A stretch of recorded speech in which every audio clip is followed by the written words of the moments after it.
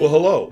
I see the top of my head is chopped off there. I want to welcome you to another review. This time I'm going to review the Pilot Vanishing Point. Now this is a pen that I mentioned in passing during my pens in use, and somebody asked, well, what are my feelings on it?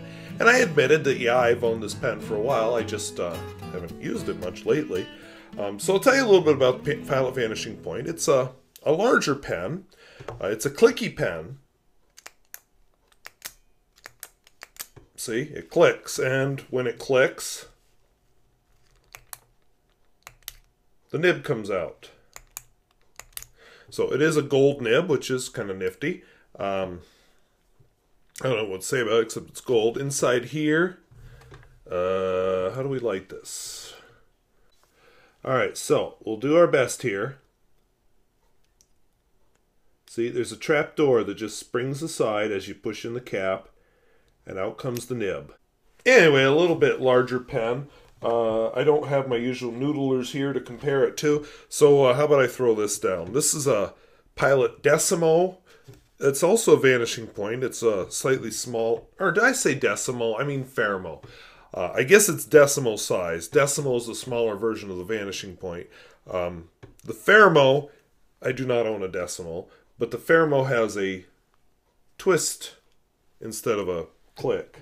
And the Fermo is a new-to-me pen. Inside, I don't normally gut these, but what the heck. Inside, this here would be your bits and pieces. I put a converter in it.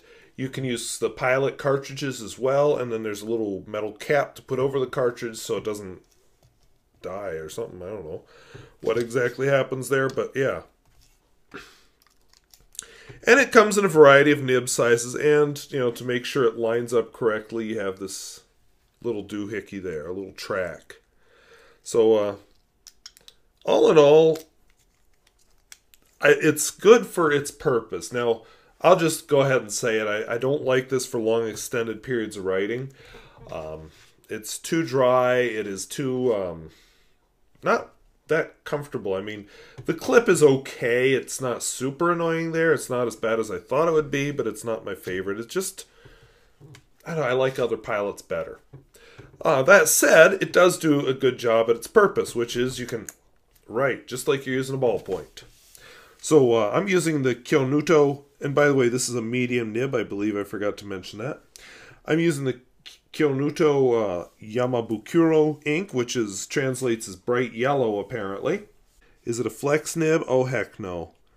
I suppose if you squint and use your imagination a little, there is a bit of line variation. You know, not lots, but something. Wetness and flow.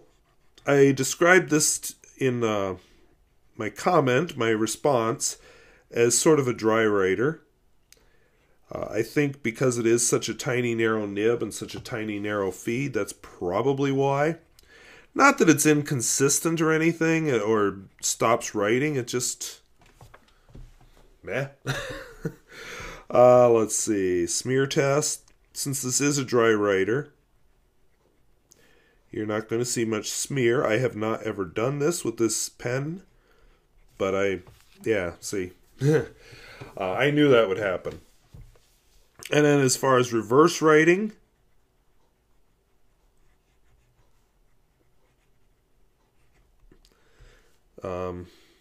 the clip definitely gets in the way with this, but just the same as writing on the other side, except much more fine. So as far as appearance, you know, it's fairly functional. I kind of like this mustard yellow color.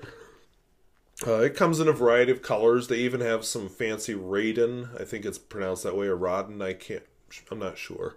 Anyway, the stuff made from shells. They have a number of different interesting finishes, and yeah. The biggest thing I had trouble with when I first got this pen, my instinct was, for whatever reason, to start writing like this instead of where the nib actually is. So, oh, for whatever that's worth. But let's do a quote here. Hey, time to quote.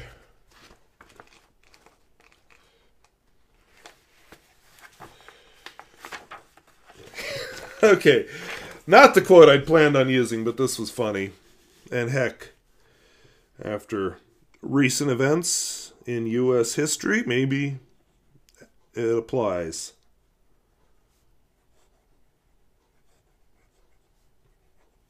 Ooh, and I got crooked there because I apparently hit my lens.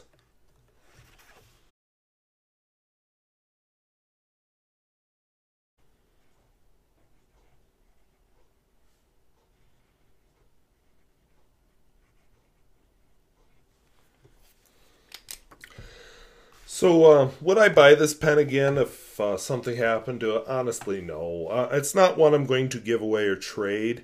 It's good for its purpose. It's nice for that where you just jot something quick and maybe your hands are full or maybe you have a notebook balanced on your lap or whatever.